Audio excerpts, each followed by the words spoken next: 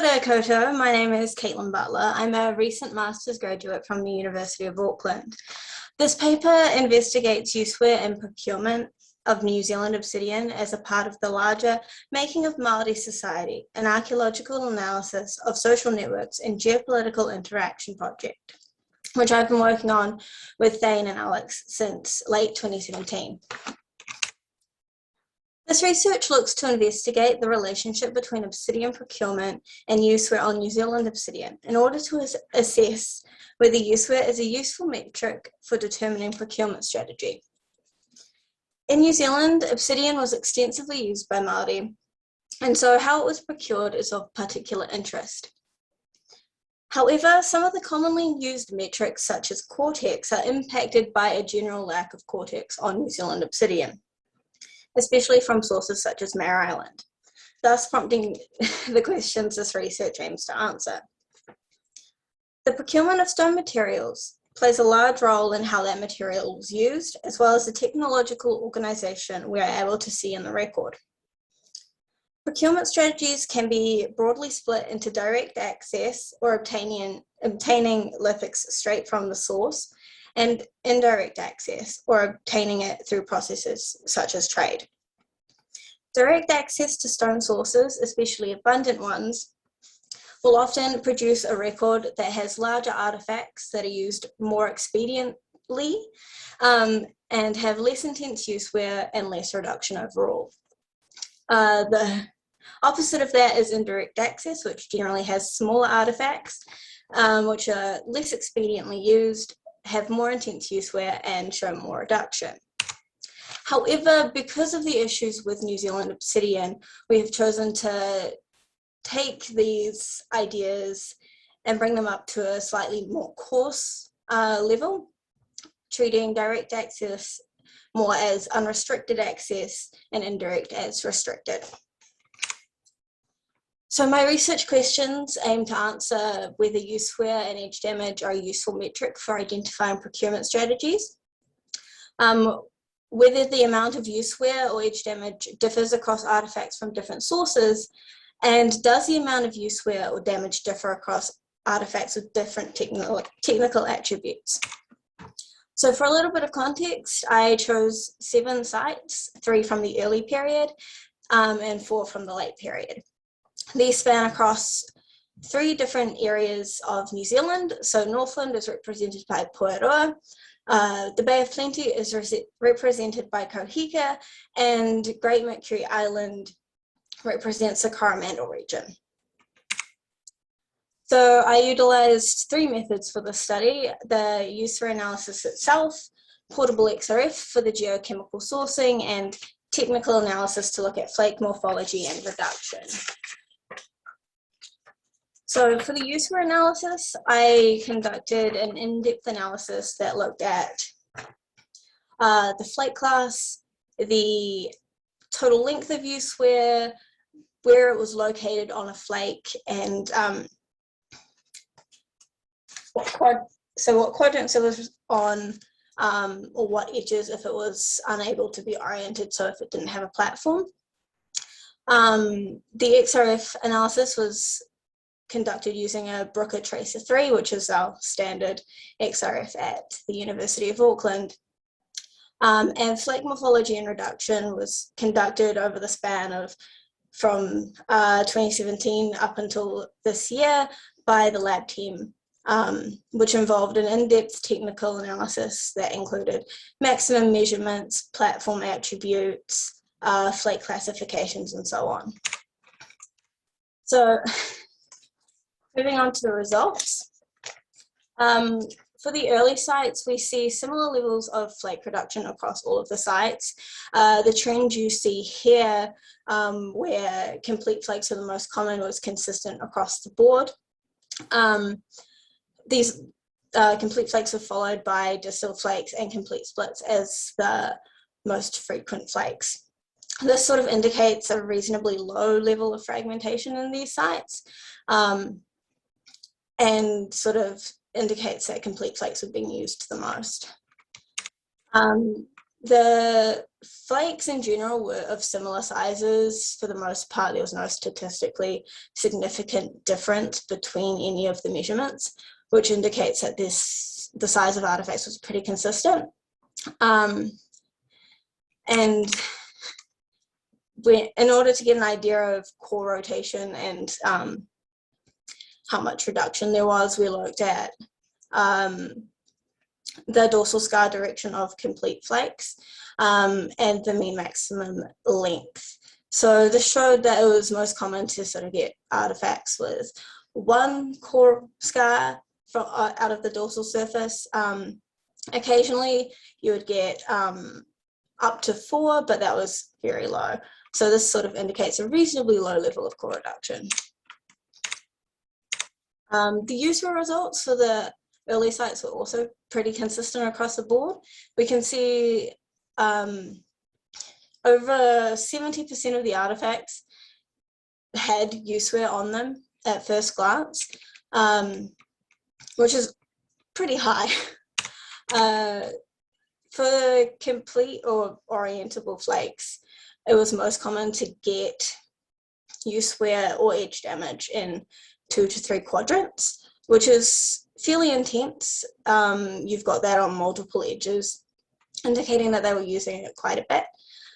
There was also a little bit of variation in the total length, so the entire length of useware around the flake, but it wasn't statistically significant between any of these sites. And we can see that it was generally preferred. Mayor Island obsidian was generally preferred, but Oneroa did, in the blue, did have a fairly high percentage of Cook's Beach obsidian as well. And this was the only case in any of the sites that had such a high proportion of a secondary source. Moving on to the late sites, again, we see similar levels of flake reduction across these sites. Angular fragments were by far the most common flake, followed by distal flakes. This indicates a fairly high level of fragmentation, but they don't have, the size of artifacts was generally also quite consistent, mostly not statistically significant between these sites. We did also look at the dorsal scar direction and mean maximum lengths for these artifacts, but based on the very low frequency of complete flakes, this might not be completely representative. But like the early sites, it was most common to have a single dorsal scar out of these flakes. And the use for, we do see a bit more variation. Kohika and Pouerua had much lower frequencies of useware compared to the two Ahu late sites, Tamewhera and Waipirau Pa. So this sort of points to some sort of regional similarity going on Ahu. So here I didn't use quadrants. I used the number of used areas because most of these flakes were quite fragmented and didn't have a platform to orient them. And this showed that it was pretty common to have 1 or 2 used areas. Again, there was some variation in the total length of useware on these artifacts, but it wasn't significant between the sites. And you can see the same patterning of one predominant source. So for the 2 Ahu sites and Kohika, this was Mayor Island. Mayor Island is fairly close to both of these sites. And for Pouerua up north, it was Kaeo, which is another local site. So what does this mean? So we can see that the early sites tend to have a much higher overall proportion of artifacts with useware. So this is just presence or absence. They also tend to have longer edges with useware compared to the late sites, and this was statistically significant. The early sites also tended to have 2 to 3 quadrants of useware, or 2 to 3 areas of useware, and the late sites generally had one, maybe two. This is sort of more indicative that the early sites might be leaning towards restricted access based off the useware, but not necessarily. And again, on Ahuahu, there seems to be some similarities in terms of how many artifacts have useware on them, which could be a phenomenon related to their spatial relation. So the sources, we see one primary source for all of the sites. There are secondary sources that are there in low frequencies, but Oneroa was the only site to have a high percentage of obsidian from a secondary source. And most of these sources showed evidence of use. There were a couple from the late period that had like a single artifact that wasn't represented in the used artifacts, which was probably down to that sample size. So this suggests that most of the sites had unrestricted access to sources based on this high frequency of one single primary source. In the flake production, this is where it gets a bit more interesting in terms of patterning as well.